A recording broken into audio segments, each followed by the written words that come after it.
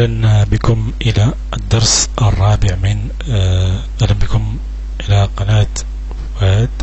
الدرس الرابع من دورة تعلم اللغة الفرنسية من البداية إلى الاحتراف. تناولنا في الدرس السابق الجملة، وقلنا بأن الجملة تشكل من كلمات لها معنى. قلنا بأن الجملة لها 4 معان: الخبرية والأمرية والتعجبية والاستفهامية. وقلنا بأنها تنقسم الجملة إلى قسمين: الجملة البسيطة والجملة المركبة. اليوم إن شاء الله سنتناول في هذا الدرس الجملة البسيطة ونعرف ما معناها. وفي الدرس المقبل إن شاء الله سنتناول الجملة المركبة.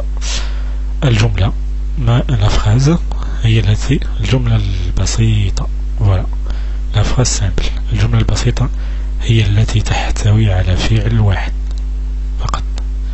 نلقاو فاعل وفعل ومفعول به، فعل واحد. يجب أن تتذكروا جيدا عندما يسألكم شخص عن الجملة البسيطة في اللغة العربية، دوما احفظوا هذا، بأن الجملة البسيطة تحتوي على فعل واحد في الجملة. يعني مباشرة عندما تجد فعل واحد في الجملة اعرف بأنها جملة بسيطة. وفي هذان المثالان سنفرق بين جملة بسيطة وجملة مركبة. المثال الأول ماذا يقول؟ Je mange la pomme. أنا آكل، وهذا هو الفعل mange. la pomme التفاح.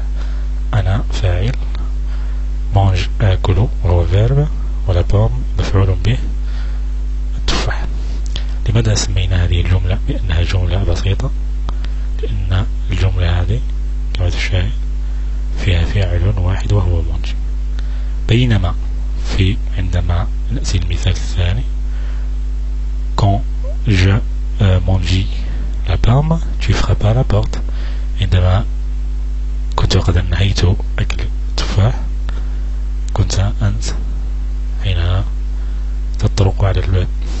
لماذا سمينا هذه جملة مركبة؟ كما تشاهدون لأن هناك فعل في الشطر الأول من الجملة وفعل في الشطر الثاني. الفعل الأول هو مونجي والفعل الثاني هو فرب. إذن عندما يسألكم أي شخص عن الجملة المركبة في اللغة الفرنسية هي الجملة التي فيها فعلين كهذا المثال.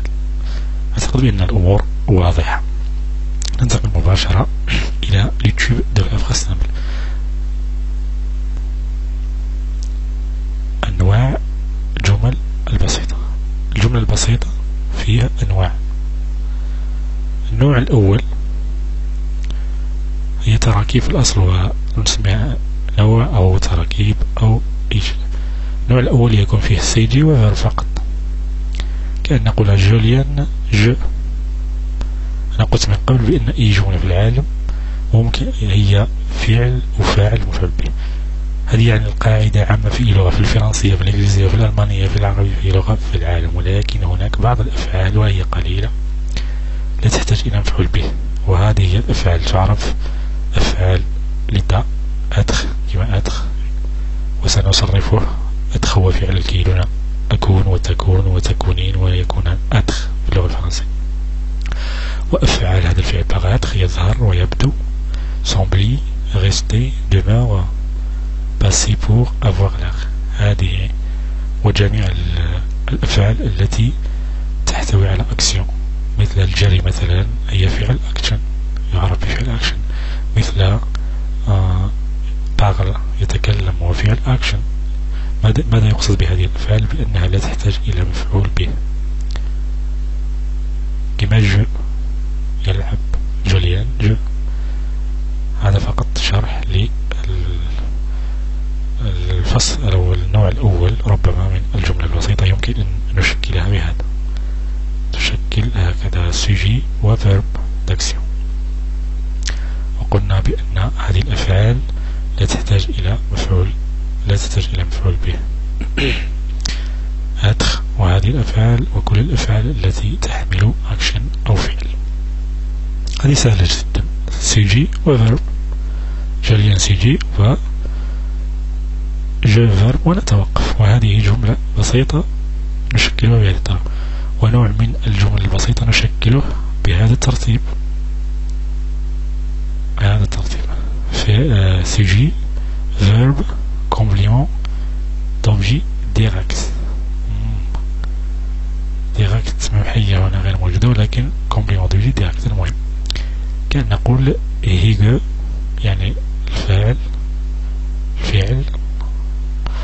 والمفعول به. كان نقول هنا مثال هيجو vend des fleurs. هيجو يبيع زهورا.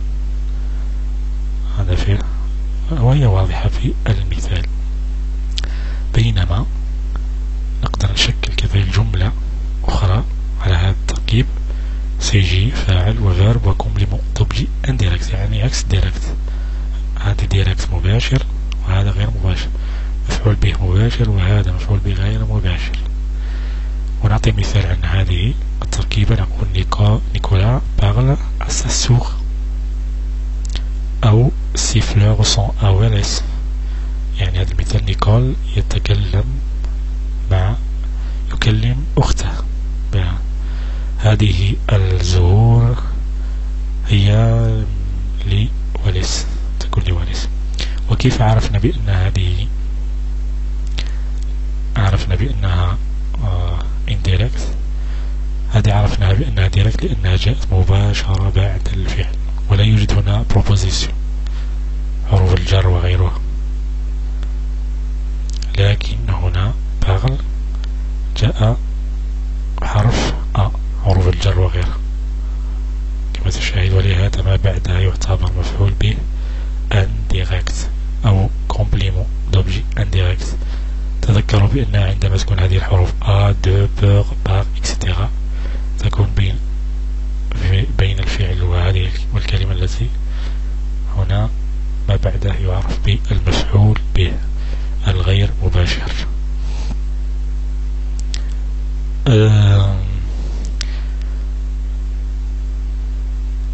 طبعا لتعرفوا le complément objet direct répond à la question qui quoi.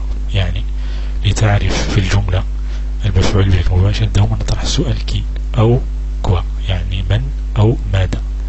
هيجو يبيع ماذا؟ كوا يعني يبيع هيجو ماذا؟ يبيع زهورا دي فلور. والله أو تقول هيجو فخاب جوليان، كأن تقول هيجو ضرب جوليان، كأن تقول كيا هيجو ضرب من. هيجو فخاب كي، لأن كي هذه للسؤال عن الأشخاص وكوا عن الأشياء. ولتعرف لتعرف الكومبليمون جي ديريكت نجد الجواب لهذا السؤال A de pour qui أو A de pourquoi. كأن نقول هنا نيكولا parle à qui. نيكولا يكلم من؟ يتكلم sa sœur إلى أخته.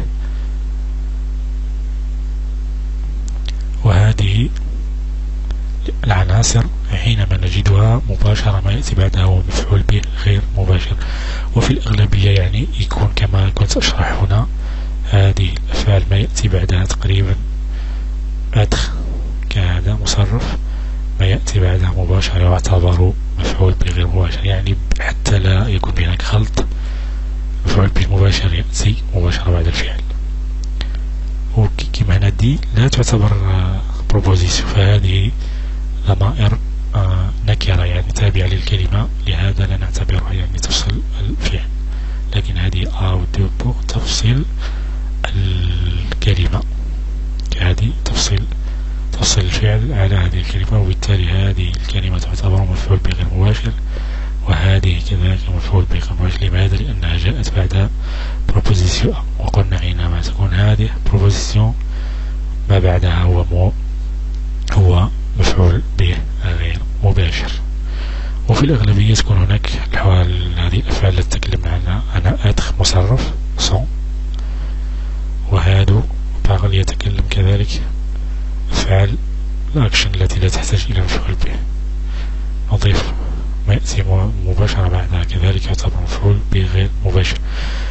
بأنها واضحة جدا. أنا أردت يعني قصدا أن أطيل في هذه هنا حتى أحاول أن أعطي معلومات، لأن هذا مهمة جدا في اللغة الفرنسية. في الفيديو الثاني إن شاء الله سأقوم بإكمال الدرس، لأن هناك أنواع أخرى من الجملة لازالت لنا تراكيب من الجملة لازالت لنعرف تركيبها في الجملة البسيطة. شكرا، ونلتقي في الدرس المقبل إن شاء الله.